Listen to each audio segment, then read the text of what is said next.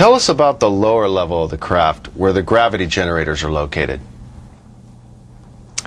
The lower level of the craft, the floor itself is hexagonal, little hexagonal squares, and the hatch, or if you want to call it a hatch, the access way to get in there is an ingenious little assembly.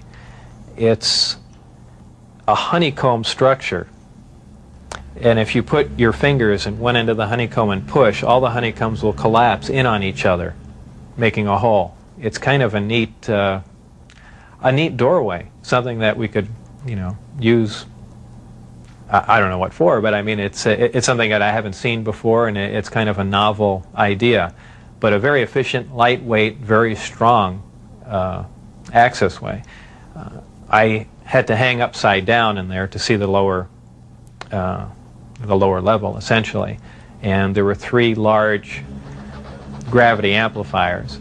These devices looked like about a 2-foot diameter, 4-foot long piece of pipe hanging by a smaller piece of pipe from the level above, and they can be independently positioned, and that's what emits the gravitational waves that propel the craft. The second level was the only other level that I was on. It was the main level that contained the reactor where the seating was, the gravity amplifiers themselves, though we also called the devices that hung down on the lower level the gravity amplifiers, because they were really one and the same. They were probably the wave guides or horns, if you want to relate that to microwaves.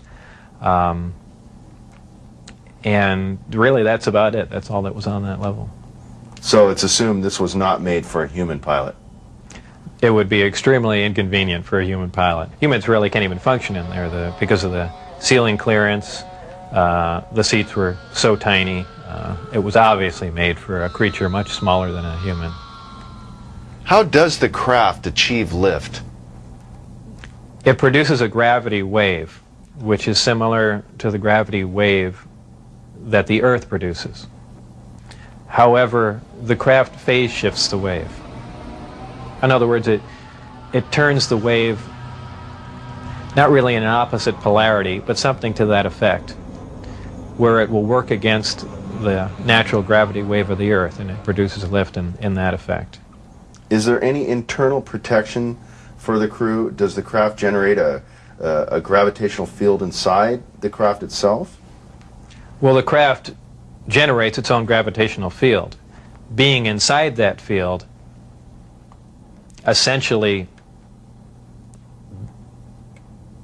doesn't shield you, but essentially you're in, and this is a terrible way to say it, almost in a different realm, because you're now influenced only by that gravitational field. For instance, people wonder how a craft like this can make a turn at such high speed, a 90-degree turn, when they would imagine people slamming up against the wall or something to that effect. Well, that really wouldn't happen. Inertia would have no effect.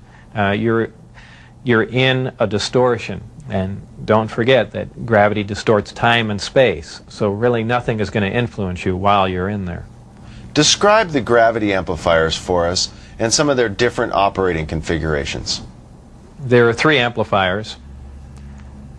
The craft can operate on a single one, can lift off the ground.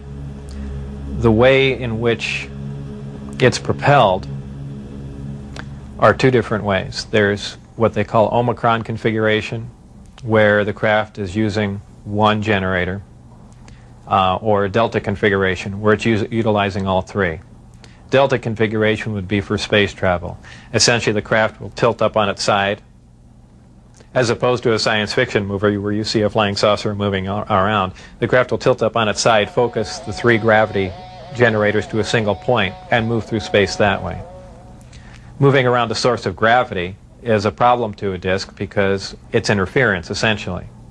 So what they do is they work with that interference to their benefit. They'll use one gravity generator to lift the craft off the ground.